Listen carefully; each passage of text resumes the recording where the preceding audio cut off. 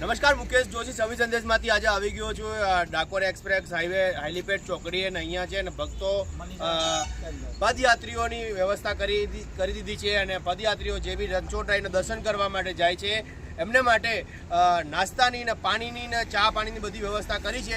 જાણીશું અહીંના ભાવિ ભક્તોથી જે સેવામાં આવ્યા છે એમના શું મંતવ્ય છે અને વિચારો છે, કયા વિચારો સાથે આ સેવા આપી રહ્યા છે જાણીશું અહીંથી. શું નામ તમારું? સુનિલ. આ સેવા કેટલા સમયથી આપો છો સાહેબ? 2 વર્ષથી. કેવું લાગે છે સેવા આપો છો ત્યારે? અને કેટલા ભક્તો સુધી તમે પહોંચી ચૂક્યા છો અત્યારે? 3 થી 4,000 માણસ સુધી. શું સેવા આપી રહ્યા છો આજે?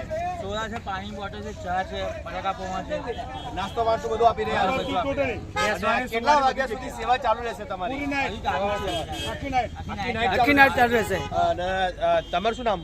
જીતુભાઈ. જીતુભાઈ, આજે તમે સેવા કરી રહ્યા છો ભાવિ ભક્તોની, તો તમને કેવો અનુભવ રહે છે?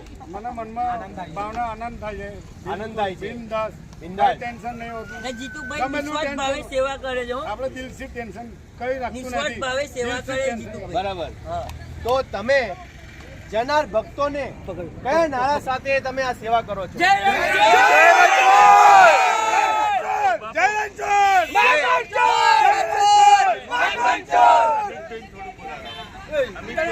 અહીંયા સ્થાનિક લોકો પણ જે સેવામાં આવ્યા છે એમની સાથે પણ વાત કરીશું. શું નામ તમારું? અમિતભાઈ. સાઈ બાબા. 2 વર્ષથી સેવામાં તમે આજે શું શું ભક્તોને આપ્યું છે?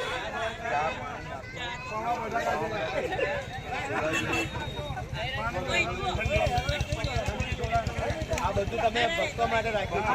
આ સેવા તમે કેટલા વાગ્યાથી શરૂ કરી છે અને કેટલા વાગ્યા સુધી રહેશે?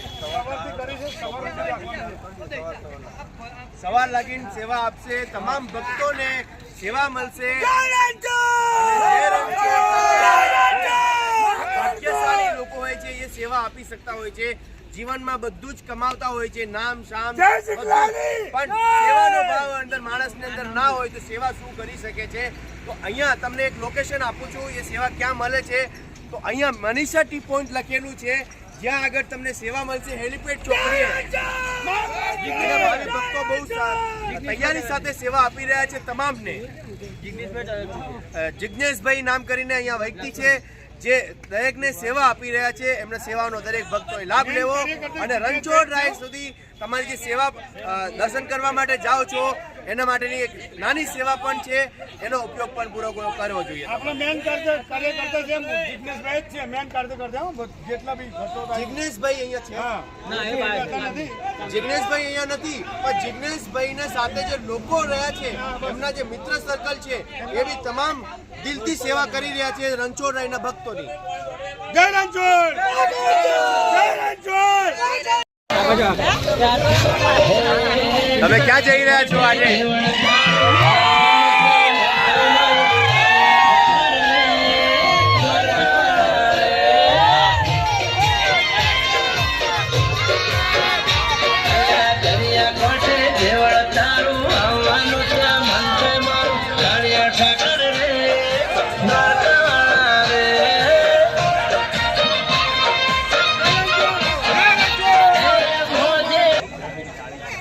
ડાકોર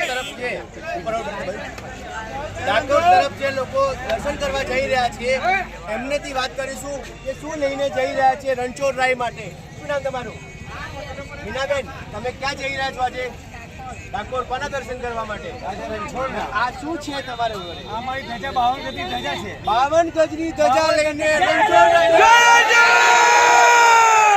ધજાની એક બહુ મોટી પ્રતિમા રહેલી હોય છે, જે દર્શન કરવા જાય છે બહુ મોટી આસ્થાની સાથે. તો તમે શું કહેશો? જય રણછોડ સાથે તમામ વ્યક્તિઓ દર્શન કરવા માટે જઈ રહ્યા છે. તમે આજે કઈ જગ્યા ઉભ્યા છો? હાઈવે ઉપર ઉભા છે અને એ સેવા મને સારી આપે છે. ઠંડા પાણી, પાઉચ અને ઠંડુ બટાકા બધું છે.